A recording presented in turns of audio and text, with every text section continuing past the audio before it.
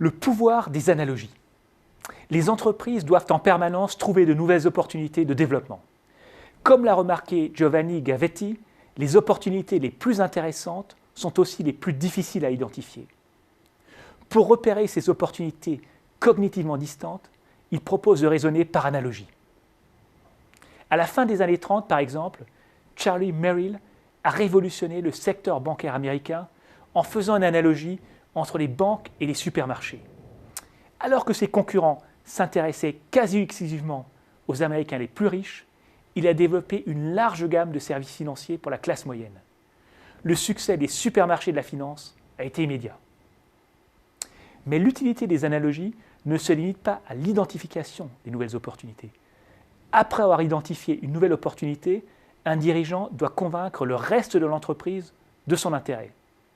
Ici aussi, les analogies peuvent être utiles.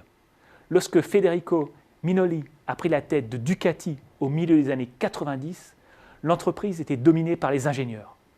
Pour convaincre le personnel du constructeur de motos italien qu'il fallait vendre du rêve plutôt que de la performance technique, Minoli a souvent fait une analogie avec Disney. Enfin, il ne suffit pas d'identifier et d'exploiter une nouvelle opportunité. Il faut aussi convaincre le reste du monde de son intérêt. Là encore, les analogies sont souvent très efficaces.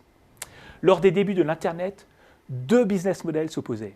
Lycos et Infosys, par exemple, se définissaient comme des entreprises high-tech. De son côté, Yahoo se définissait comme une entreprise de médias. Dans un premier temps, l'analogie avec les médias a été beaucoup plus convaincante pour la presse et les marchés financiers. Pour identifier de nouvelles opportunités, rien ne vaut donc une bonne analogie. Mais l'intérêt des analogies ne se limite pas à l'identification des opportunités. Elles facilitent aussi leur exploitation et leur légitimation.